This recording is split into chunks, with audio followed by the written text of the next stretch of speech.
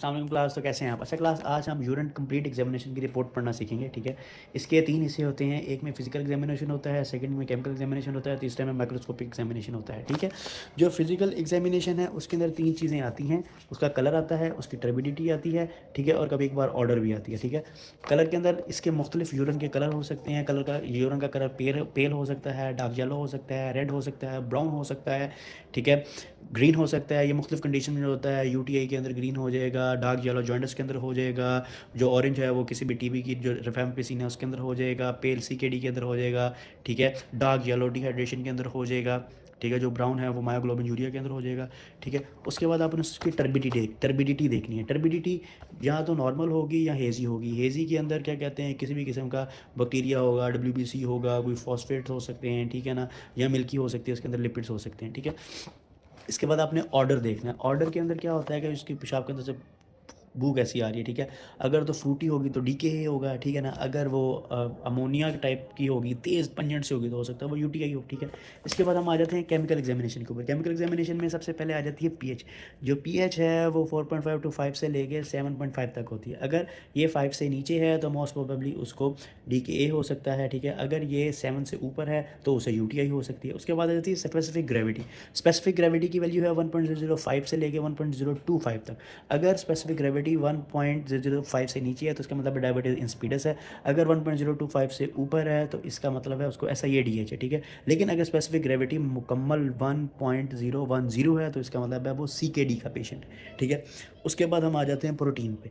अगर protein normal है तो वो नॉर्मल फंक्शन है। अगर प्रोटीन में सिंगल प्लस या डबल प्लस है तो वो ग्लोमेरुलर डिजीज़ है। अगर ट्रिपल प्लस या टेट्रा प्लस है तो वो नेफ्रोटिक कोई डिजीज़ है। ठीक है, प्रोटीन के बाद हम आ जाते हैं ग्लूकोज के ऊपर। अगर ग्लूकोज पॉजिटिव है, ठीक है, तो इसका मतलब है डायबिटीज़ मेलाइटस है। अगर ग्लूकोज शुगर ब्लड की नॉर्मल है लेकिन यूरिन के अंदर ग्लूकोज पॉजिटिव है तो वो फेनकोनी सिंड्रोम भी हो सकता है। ठीक है, उसके बाद आपने आ जाना है कीटोन। कीटोन किन सिचुएशन में पॉजिटिव हो सकते हैं? ये DKA के अंदर पॉजिटिव हो सकते हैं, ये स्टार्विंग के अंदर पॉजिटिव हो सकते हैं, सिवियर वॉमिटिंग के अंदर पॉजिटिव हो सकते हैं यूरिन के अंदर। उसके बाद जो यूरोबिलिनोजिन है, ठीक है, ये हिमोलिटिक जॉइंटिस के अंदर इंक्रीज़ करता है। ठीक है, और जो बिलीरोबिन है ये ऑब्स्ट्रक्टिव जॉइंटिस के अंदर इंक्रीज़ करता है। ठीक है, और एंड के अंदर आ जाता है ब्लड। जो ब्लड है ना, अगर तो ब्लड पॉजिटिव आता है विद ब्लड सेल्स तो हीमाचूरिया है, लेकिन अगर ब्लड पॉजिटिव आता है और RBCs नहीं है तो वो हीमोग्लोबिन यूरिया हो सकता है या मायोग्लोबिन यूरिया हो सकता है। ठीक है, अच्छा क्लास, अब हम आ जाते हैं माइक्रोस्कोपिक एग्जामिनेशन के ऊपर। माइक्रोस्कोपिक एग्जामिनेशन को तो ऊपर सबसे पहले पस सेल्स हैं। पस सेल्स अगर 2 to 5 HPF के दरमियान हो तो नॉर्मल है, अगर उससे ज़्यादा हो तो UTI है। उसके बाद हम RBCs के ऊपर आ जाते हैं। सेकेंड नंबर पे RBCs अगर डायमॉर्फिक हैं, डिसमॉर्फिक हैं, ठीक है ना, तो इसका मतलब है ग्लोमेरुलर ओरिजिन की कोई डिजीज़ है। और अगर RBCs आइसोमॉर्फिक है तो इसका मतलब है कोई ट्यूमर है, स्टोन है, कोई इंजरी है। ठीक है, यूरिनरी ट्रैक्ट के अंदर।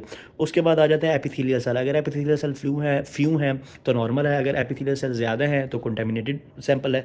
उसके बाद आ जाते हैं कास्ट। ठीक है, अगर ये RBC कास्ट हो तो ग्लोमेरुलोनेफ्राइटिस होगा। ठीक है, अगर ल्यूकोसाइट कास्ट हो तो क्या कहते हैं पायलोनेफ्राइटिस होगा। अगर हाइलिन कास्ट हो आपका, ठीक है, तो ये हो सकता है कि उसके अंदर कोई फीवर हो। ठीक है, इसके बाद आ जाता है क्रिस्टल्स। ठीक है, जैसे कैल्शियम ऑक्सलेट के क्रिस्टल हैं तो उसका मतलब है कि उसे वैसे पथरी है।